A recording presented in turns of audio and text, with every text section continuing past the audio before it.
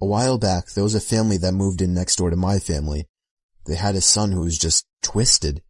He was obsessive over slasher movies and always wanted me to talk about shit that happened during my time serving in Vietnam that no normal person would want to hear. He also loved tormenting stray animals. This guy was a whack job. He was 19 at the time and my daughter was 7, but he always wanted to talk to her. He'd strike up conversation with her when she walked home from school. He would talk over the fence at her when she was playing in the back. But what really set me off was when he called our house looking to speak to her. That was it. I went over and flipped shit at him and his parents, told him to stay the hell away from her and I'd better not ever see him again. That's when things got weird. My daughter was always a little imaginative and paranoid.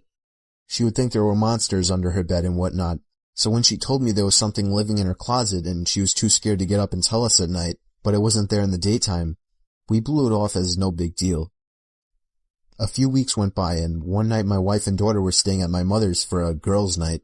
So I turned the key on the HBO box and watched me some movies, eventually falling asleep downstairs. At around 2 a.m., I get a call from my neighbor with a creepy son telling me something along the lines of, "We saw that you were up, so we called. Our son is missing.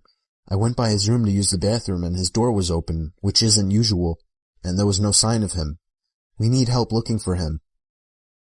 The phone call woke me up, though. I wasn't up, so I asked why they thought I was. "Oh, we saw you walking around upstairs and the light is on." My blood ran cold as ice. I'd been passed out on the couch, and I know no one turned any lights on.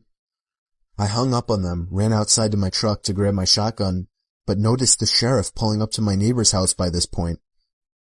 I booked it over and told him there was someone in my house, and now I could see the lights in my daughter's room were on, and there was a silhouette pacing back and forth. When the deputies went in, they found the neighbor boy there waiting in my daughter's room with a nice little setup in her closet. He said he liked to watch her sleep in the moonlight.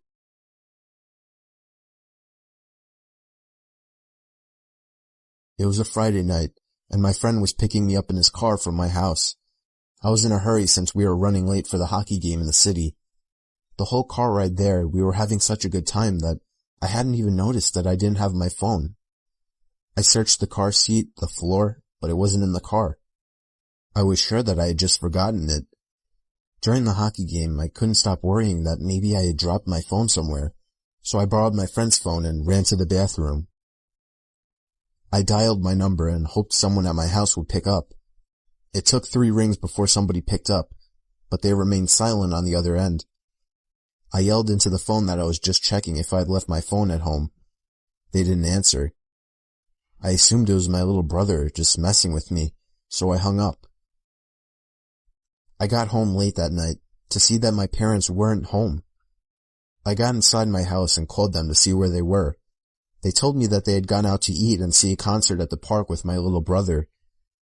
They said they left soon after I had for the game, and they should be home in around half an hour. So I hung up and proceeded to look for my cell phone.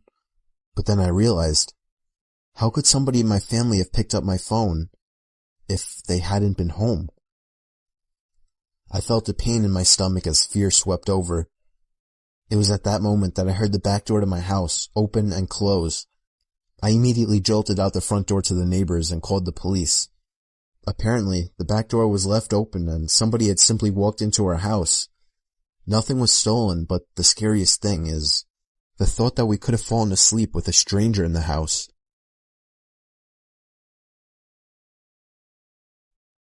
Some friends and I were doing some night fishing on the James River. We were sitting along the shoreline with a nice fire going, accompanied by the usual idle talk and a few beers, when suddenly everyone just stopped talking, like a switch was flipped off. We were all staring across the river and felt as if something or someone was staring back. It was a very uneasy feeling, to which some of the group tried to shake off with typical macho humor, when a blood-curdling sound erupted from the other shore that froze everyone in their tracks.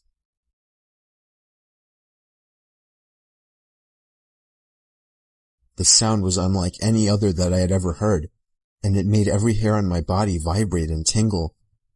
The only way I could describe it is it sounded like a wild person with no language skills being gutted alive. No words, just this high-pitched, blood-curdling scream. Nobody moved or said a word. We all just sat there fixed in our stare, when just as suddenly, a second scream was let loose with even more force than the first.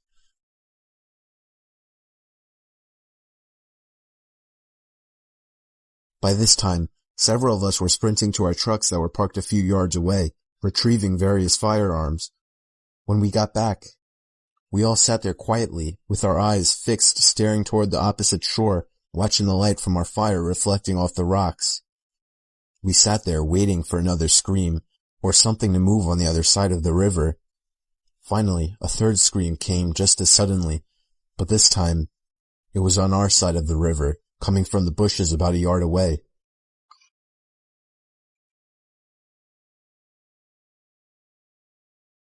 We all hightailed out of there, leaving most of our stuff behind.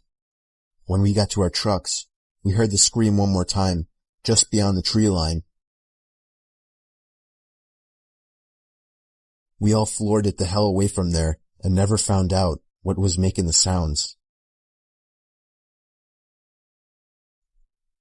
I was driving a shortcut from 29 Palms, California to Albuquerque, New Mexico. 29 Palms is located in the desolate high desert east of LA. The shortcut was all two-lane road through total nothingness, except for a passing through Amboy. Amboy is a nearly abandoned town nearly as far below sea level as Death Valley. So I was driving by myself in the afternoon, and proceeded to drive up into the mountain range between Amboy and I-40. Once I reached the top, I'm driving north through a canyon with high grass on both sides of the road. Up ahead I see some stuff in the middle of the road. As I approach, I slow down to see a red Pontiac Fiero, stopped sideways across both lanes. A suitcase open with clothes scattered everywhere and two bodies laying face down in the road, a man and a woman. I stop 100 feet or so away, and the hair on the back of my neck is standing up. Being a Marine, I reach under the seat and pull out a 9mm pistol and chamber a round. Something seemed very wrong. It looked too perfect, as if it were staged. An ambush? Something was just wrong. As I scanned the road, I saw a line I could drive. Past the guy in the road on his left, swerve to the right of the woman, behind the Fiero, and I'd be on the other side. I dropped it into first gear, punched it down, and drove the line I planned. I passed the back of the Fiero without hitting it, or either of the bodies in the road. I continued forward a couple of 100 feet and slowed down, so I could breathe and let my heart slow down. As I looked up into the rear view mirror, I saw that the two bodies had gotten up to their knees, and 20 or so people emerged from the tall grass on either side of the road by the car and bodies. At that moment, my right foot smashed the gas pedal to the floor, and did not let up until I had to slow down for the I-40 East on-ramp. I will never know what would have happened to me had I gotten out of the car to check on the bodies, or stopped my car closer to them. This happened to a friend of mine. She told me about it about a year or so ago. We'll call her Minji. Minji is in her late 20s and works as an English tutor in South Korea. One evening, a few years ago, she was tutoring a high school boy. They were up studying pretty late and the buses stopped running. Being a long way from his house, the boy asked if he could crash on her floor overnight and get the first bus in the morning. Minji was very reluctant because inviting a teenage male student to stay the night didn't sound like a great idea, but he was begging her and eventually she relented. They went back into her one-room apartment and she got into the bed while he laid a blanket out on the floor, and they both fell asleep. A few hours later, at maybe 2 a.m., the boy wakes Minji up. "I'm really hungry," he says. "Let's go get some food." Minji opens her eyes and looks up at him in disbelief. "Food? Now?" "It's 2 a.m. Go back to bed." But the student insists. "No, I'm so hungry. Let's eat something now." She tells him that there's some ramen in the kitchen and he could fix himself some. This doesn't satisfy him. He doesn't want ramen.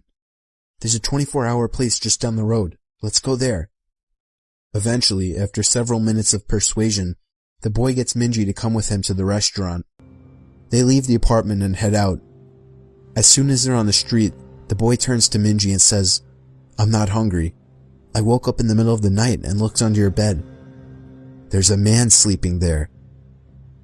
They call the police and discover that a homeless man had been living in Minji's apartment, sleeping under the bed for 2 months. The boy only saw him because he was lying on the floor, so he had a clear view under the bed. One day while doing my laundry, one of the lights blew out in my basement.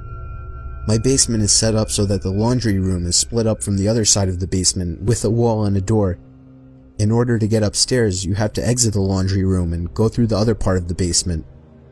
So the light blew in the other part, not the laundry room. As it was the only light on that side, it was pretty dark.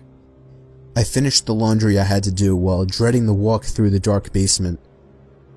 I exit the laundry room, get halfway through the basement, and I hear a loud cackle. Imagine a sound people make when they imitate a witch. Take that and imagine the witch had been smoking for 50 years, making her voice deeper and hoarser. That's what I heard, clear as day, right behind me. I didn't hesitate to bolt for the stairs. I waited until my father got home and then changed the bulb. I have yet to hear that cackle since, and I have not told a single person in the house about it. I was just 4 or 5 years old and my parents had just separated. My mom was living in a 2-bedroom apartment. I had my own room, but I preferred to sleep in her bed whenever I was staying with her. Our 2 bedrooms were at the end of the hallway, directly across from each other. Our apartment was on the 1st floor, and I remember that it was in the middle of the summer, and my mom had a window open in her room, which was directly behind the bed above the headboard. Anyways, I woke up in the middle of the night and remember sitting up and seeing that our cat was sitting in the doorframe of my mom's room. I should note her door was open and you could partially see into my bedroom. This was strange because our cat was typically always in bed with us. As I was watching him, he walked into my bedroom and meowed. I turned to face my mom and woke her up. In the 3 or 4 seconds it took me to wake her up and ask me what was wrong, we both looked back up at the doorframe, and there was a man standing by my open door, making his way out of the bedroom. I still don't know how she managed to do it so quickly, but my mother proceeded to pick me up and literally throw me out of the screen window. She quickly followed and we were able to start screaming for help and someone called 911. The police came but didn't see any signs of forced entry, only that our front door was unlocked, which led them to believe that the man must have exited that way. The strange thing was that my mom swore up and down that she had locked the door that night with the deadbolt and chain lock. About a week later, she was cleaning the kitchen and opened up our water heater closet and found a notebook with names and drawings, as well as a pair of gloves and some gum wrappers. The police were called again, but all they could do was speculate that the man had been in our house and hid until we were asleep. When I was young, I'd say 8 to 11-ish, my sister, whom is 7 years older, would babysit when my parents were out. At the time, she smoked a lot and my parents made her smoke outside, of course, so I'd follow her outside, play around, annoy her and such. One day my sister notices a car at the end of the driveway, just sitting in the road. It's a white SUV with a bike rack on top. It has the most tinted windows I've ever seen. You could not see inside from the side. It sat there until she went inside, then would drive to the end of the road and sit at the church parking lot and wait until she'd come out again for another smoke, and it would repeat this. Odd, but my sister is a brave lady and just kind of ignored it. That is, until the next day while my parents were out again and it showed up again. It would sit at the end of the driveway and just watch. I don't know what the driver was doing, but he was watching my sister. I know, because if I didn't go out, I'd watch from the front window and it would just sit there and watch my sister. She told my father, who was a sheriff deputy at the time, and he called the cops and made a complaint. They showed up, looked around, but the SUV was nowhere to be seen. Months went by and nothing. Then one day, a good 9 months after this had all started and around 4 months since the last sighting, it was back. It became a regular occurrence. Another day, my sister was outside doing her nasty habit, and sure enough, here it comes. This time we were all alone as usual, and she decides she has had enough. She tells me to stay in the carport and she's gonna go confront them. She starts walking toward the SUV, and halfway down the driveway, she would later remark to us, "I felt utter terror, like I knew if I went any further, I was dead. I was paralyzed by pure fear." She turned around and went inside. Finally, the family car was in the shop for some kind of issue, so we were all stuck home for the night. While my parents are home, my sister goes outside to smoke. I go outside with her, and eventually the SUV shows up. She tells me to run inside and tell my father, and I do. My dad promptly gets his gun and starts briskly walking down the driveway with it in hand, in the direction of the SUV, but not leveled towards it. The SUV floored it down the road and peeled out onto the nearby large highway. My dad, being a cop, noted the year and model and distinguishing features. The scariest thing, the license plate had been covered in duct tape. We never saw it again. It happened to my wife's grandmother about 15 years ago while we were still dating. Her husband had just passed away about a year previously, but she'd been going down to the library and volunteering. It was exercise and socialization. This was in the winter, so her walk back was while it was getting dark. The library closed at 5 and there was some extra stuff to do before everyone actually left. And on this particular night, she turned down a ride from another volunteer because she needed to stay in shape. The house is about a mile away through some lightly wooded area in South Texas, and as she's about halfway home, she notices someone behind her.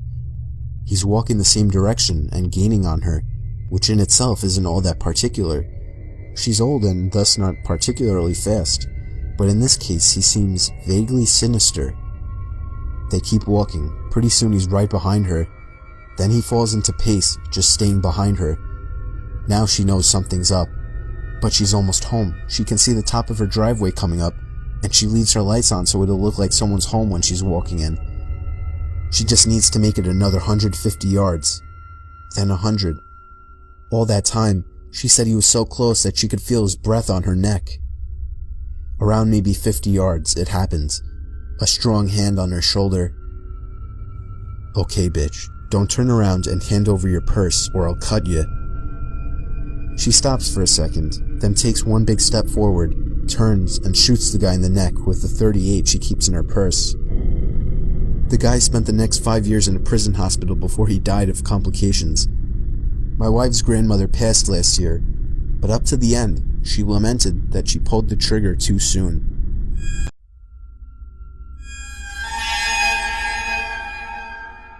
I moved to my dad's when I was 10, and I didn't know anyone in the area, except for the family my dad was friends with, a single mom with 3 kids.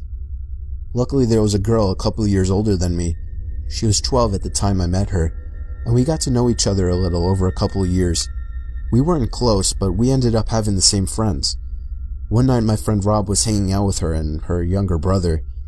They happened to be in the house alone because my friend's mom was at work.